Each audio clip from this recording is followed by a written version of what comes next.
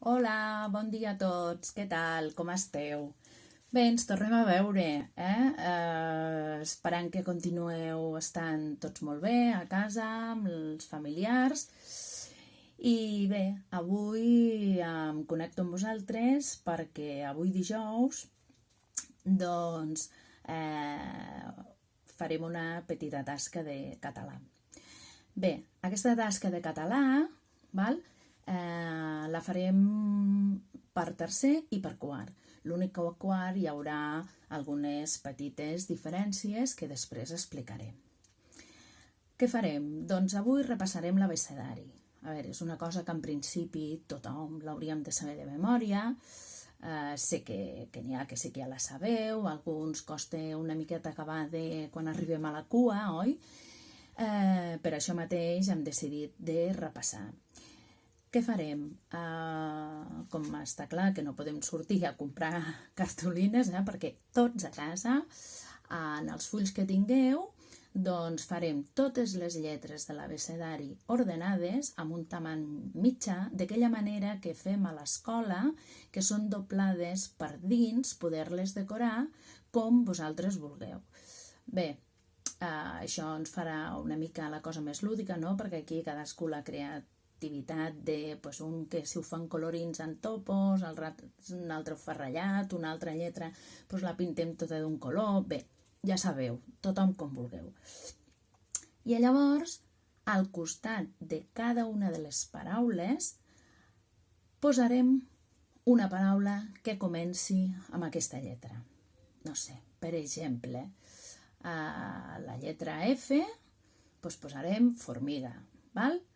Si en alguna lletra no se us acut alguna paraula que comenci per aquesta consonant o aquesta vocal de l'abecedari, òbviament podem agafar el diccionari o podem preguntar als pares i en tot cas que no en trobem cap que comenci, doncs bé, que aquesta lletra sigui amb alguna síl·laba al llarg d'aquesta paraula. Val? Bé, una vegada que tinguem ja totes les lletres fetes, decorades i en la paraula buscada, amb el nom buscat, en triareu 5, les que vulgueu. Per exemple, agafem la E, agafem la L, agafem la S, agafem la X, val? 5, a tercer 5. I llavors amb cada una d'aquestes paraules fareu una oració. Alerta guapetones, que com dic sempre, oracions del nivell de tercer, val? Bé, jo ja sé que quan voleu i us poseu les piles i ho fareu molt bé. Bé, respecte a quart, guapetones de quart, que vosaltres doncs no m'he dirigit, però com ara en aquesta activitat doncs també va per vosaltres, de català, doncs espero que estigueu tots molt bé, juntament amb els vostres pares, i si algú a casa també, alguns avis, doncs cuideu-vos molt. I l'activitat que us encomano per fer és el tema de l'abecedari, tot ordenat. Jo entenc que a quart ja tothom se'l sap, i si no ja hem dit per repassar i acabar d'estudiar-lo, si a algú li queda alguna petita lletra, i les escriurem totes ordenadament, doblades per poder-ho decorar. Al costat de cada lletra escriurem un nom i un verb. Què passa?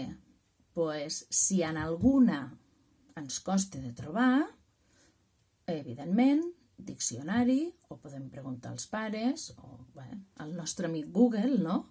També, i si en tot cas alguna no acabem de... aquesta lletra pot estar reflexada al mig d'una paraula, val? Per exemple, no sé, la paraula, aquesta mateix, la C, nom, podem posar un nom propi, Carme, i de verb cantar.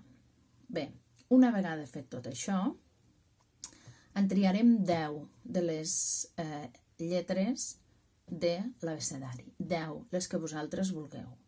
I en cada una d'aquestes 10 fareu una oració. També us dic que a l'hora de fer les oracions, les fem de nivell de quart.